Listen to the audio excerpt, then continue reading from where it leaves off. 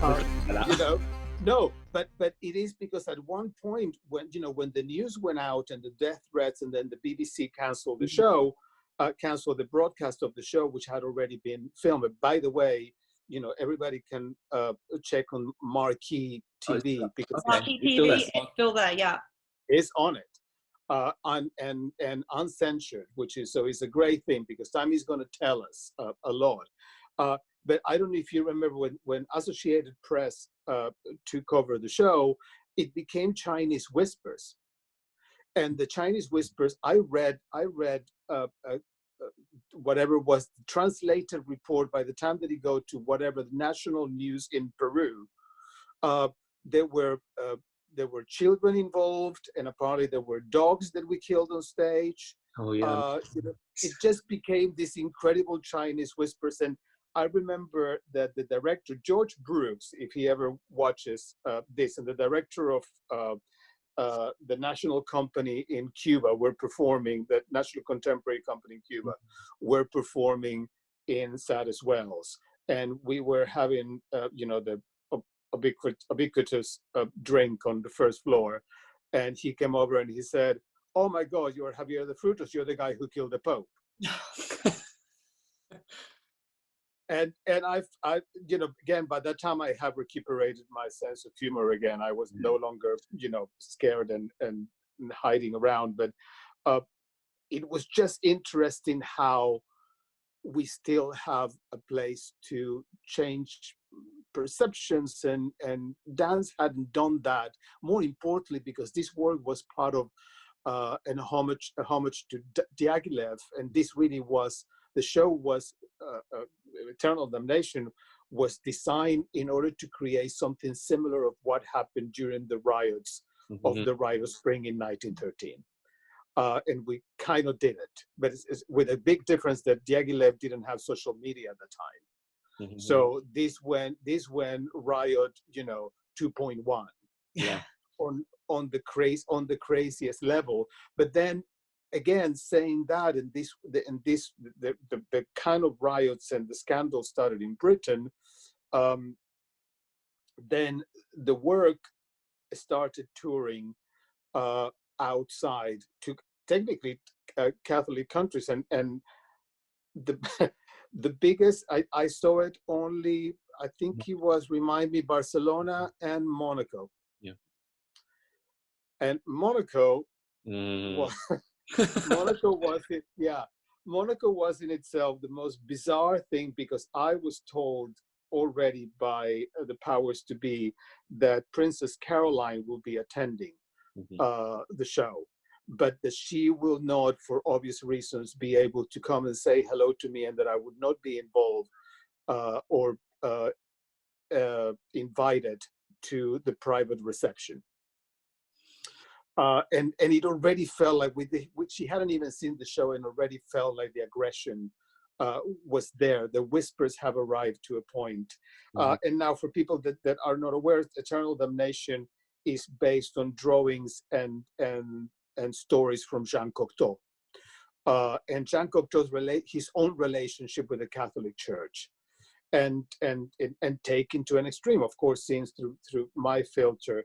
So not only Caroline, I call her Caroline now, of course, not only she saw the show with her son, but we were guests of honors in her private members club, Jimmy's, above the casino, where she just couldn't stop talking about how impacted she was about the show.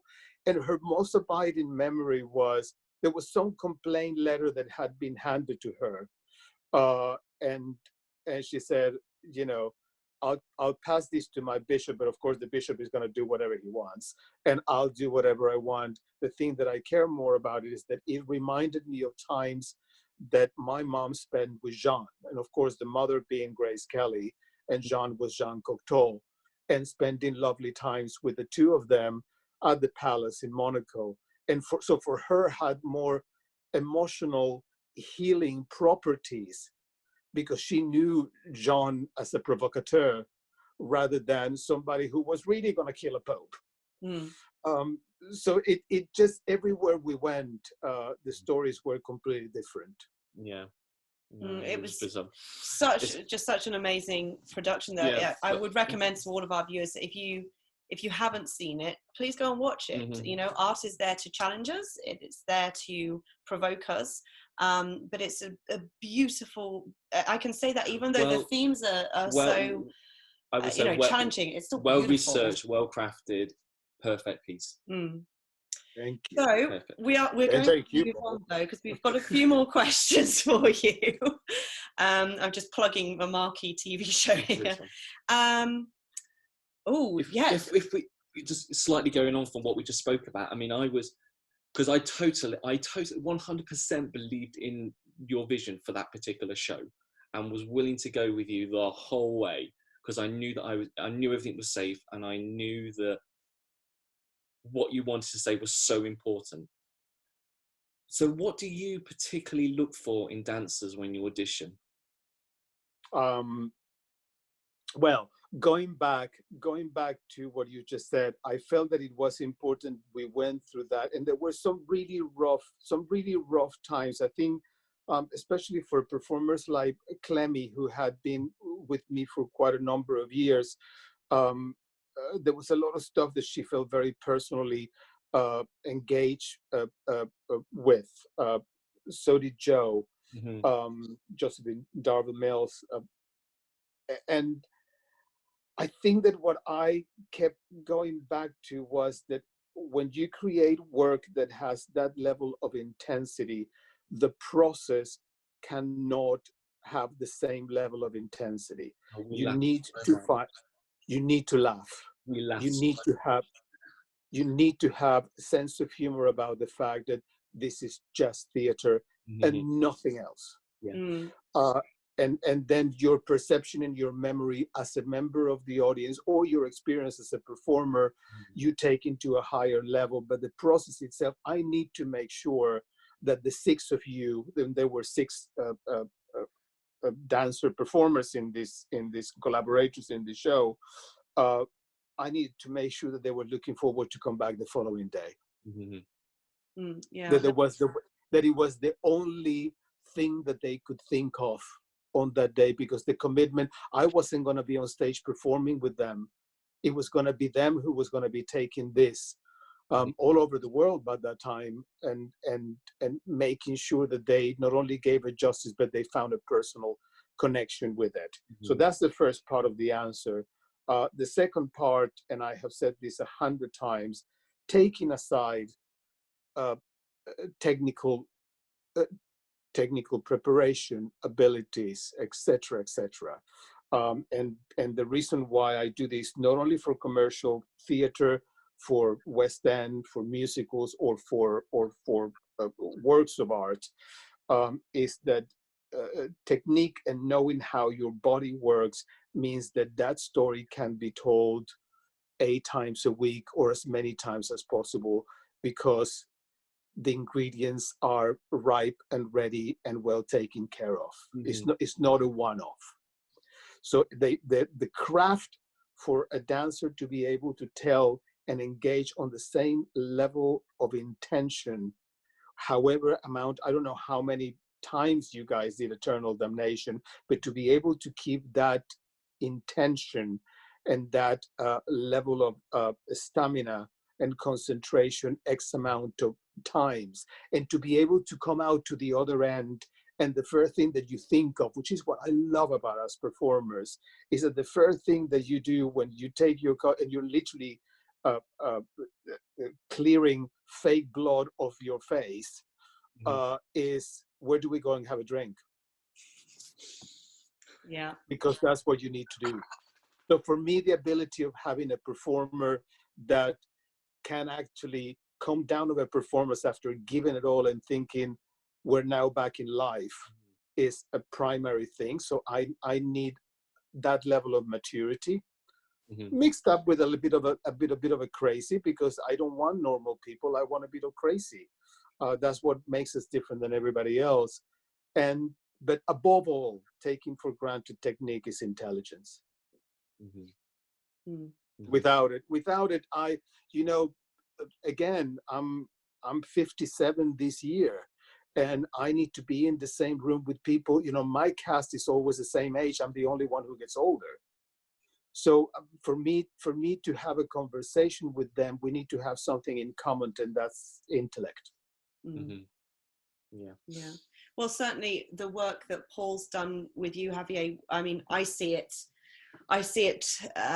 in him so strongly. We've because we've been engaged in a couple of very sort of intense shows together, haven't we? We did one very violent show together for Chantry called the Stat Deck, where we basically beat each other up.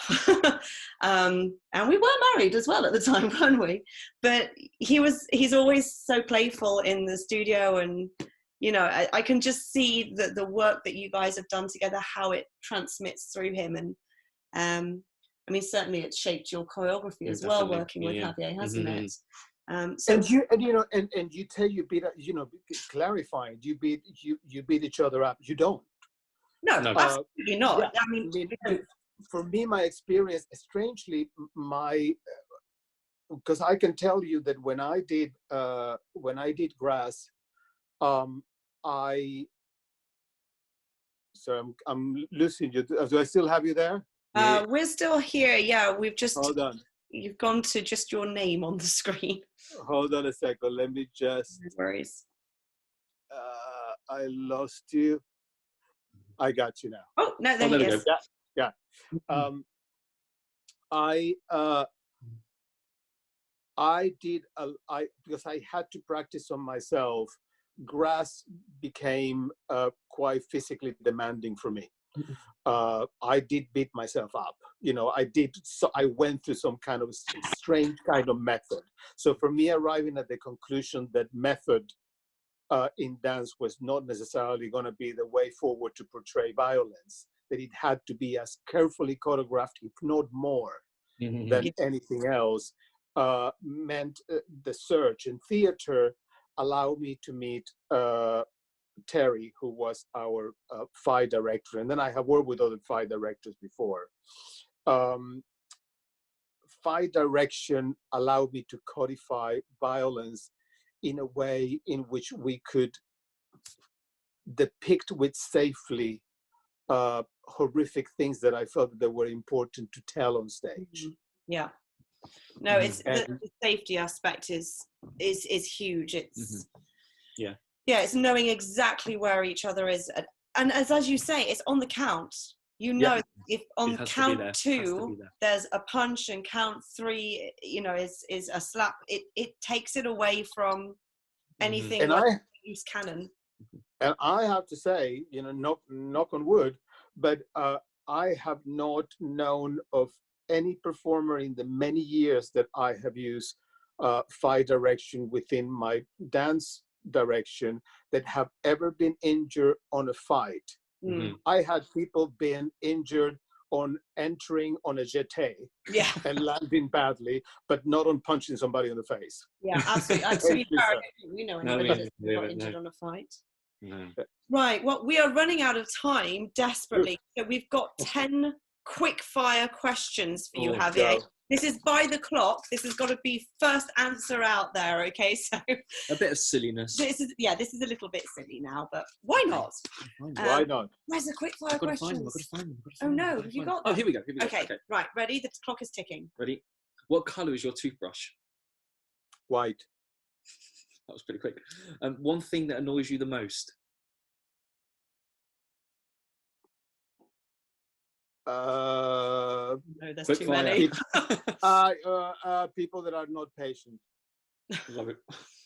One favourite thing about someone in your family? My father's opera records. Cool. Describe yourself in 3 words. Stubborn, short, accent. Favorite book when you were growing up? A Spanish translation of The Glass Menagerie. Oh, lovely. If there was a movie made about your life, what genre would it be and who would play you? Oh, say that again? If there was a movie made about your life, what genre would it be and who would play you? It would be a rom-com, and hopefully would be played by brought back to life Vivian Lee. Brilliant. Love it. Least favorite type of music? Wow. I hate saying it, but rap. Oh, sorry it's if you been a like popular rap one out so far, there. was it? Yeah. Yeah. One food. Yeah, I know. Oh, no. No. Yes, Next one. no, go ahead. I said it. One food you wouldn't be able to give up? Eggs. Eggs. Eggs. Oh, okay. We've not had that one yet. Cool. Bit of a silly one. Spring or autumn? Spring. Spring. Okay. Last one. What chore in the house do you hate doing the most? Washing up. Oh. There you have Love it, it. people. An insight Into the life. into the life of. Wow. So, Javier, thank you Books so will much. be written about this. They are, definitely. Yeah. But no, thank you so much for your time. Honestly, it means the world to us that you have given up your time to talk with us today. And thank you for the fascinating insight into your career and your life. That is actually our dog. I'm going to let him out quickly. Thank you. Oh, yes. Bring the dog in. Oh, goodness me. This is one of the joys of the whole filming stuff from home. So this was supposed to be a very professional video. It's just been destroyed by our dog, but never mind. But, thank you, guys. And I'm glad to see you doing well and looking great. Oh, thank you. So we're going to say goodbye to our viewers now. So it's goodbye from us and goodbye from Javier to everybody. Goodbye. Thank you.